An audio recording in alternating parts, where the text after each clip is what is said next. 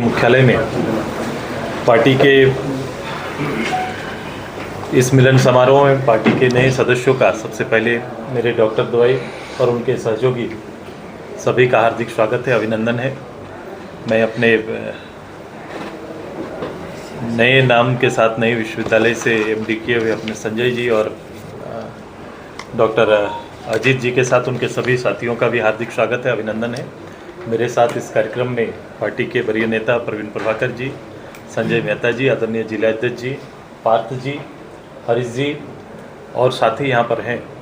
मैं आप सभी का भी आज के इस मिलन समारोह में हार्दिक स्वागत करता हूँ, अभिनंदन करता हूँ।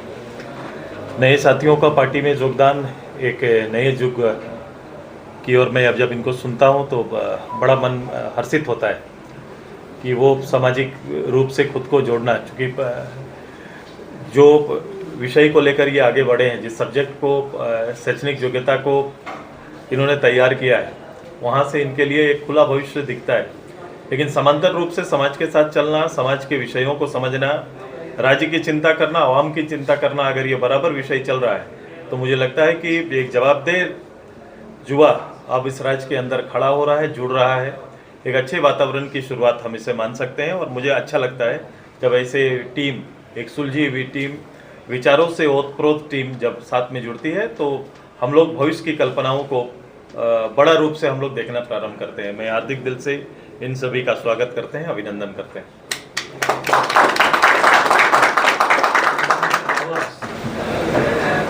पता नहीं आदरणीय मुख्यमंत्री जी जो जिस पद को सुशोभित कर रहे हैं, उस पद की गरिमा और दायित्व का मुझे लगता है कि वो दूसरी बार या ओत लिए हैं और गंभीरता से कम उसका अवलोकन करना चाहिए उनके दायित्व का।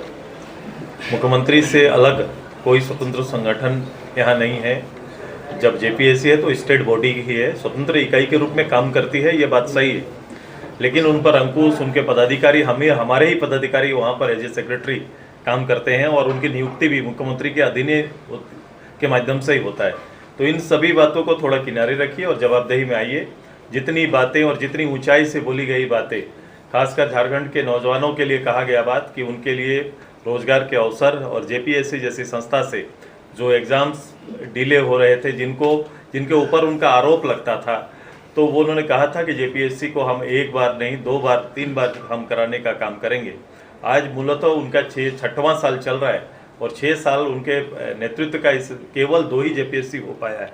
1900 के आसपास के पद खाली हैं जेपीएससी में। जेपीएससी का पद आप समझ सकते हो कि विकास के, राज्य सरकार की योजनाओं को गतिमान बनाने में महत्वपूर्ण भूमिका ये राज्य प्रशासनिक सेवा के पदाधिकारी करते हैं। इन्हीं का पद बीडीओ होता है, इन्हीं का पद सीओ होता है, इन्हीं का पद अन्य जो वरीय जो पद हैं, अलग कृषि विभाग के हो, अलग अलग विभाग के, वो इन्हीं से जेपीएससी से सेलेक्ट होते हैं।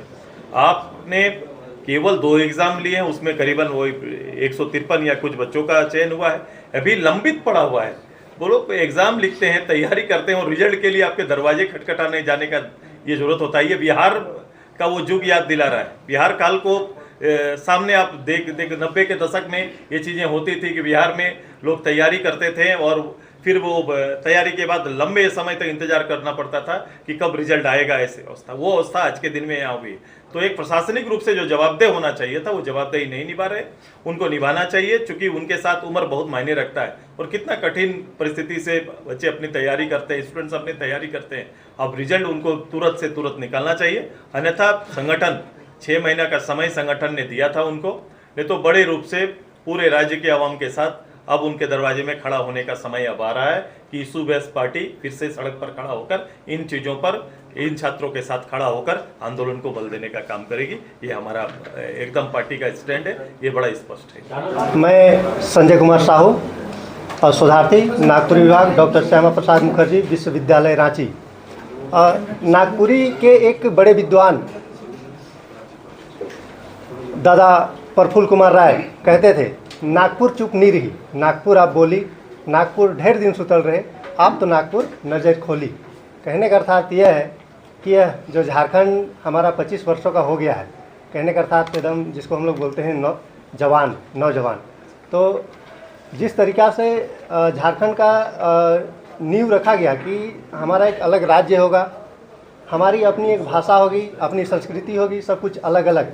लेकिन झारखंड इतने लंबे वर्षों के अंतराल में वैसा जो लोग गढ़े थे, जो मतलब झारखंड को लेकर आंदोलन कर रहे थे, उनका सपना पूरा शायद अभी भी धरा का धरा रह गया। तो हमारा ये विचार है कि जो नए युवा आंसू पार्टी मार रहे हैं, उन सपनों को साकार करेंगे और जो भी इस धरती के लिए अपना बलिदान दिए हैं, झारखंड को कहा जाता है कि बलिदानों की धरती है, तो उसको हम लोग पूरा करने का प्रयास करेंगे।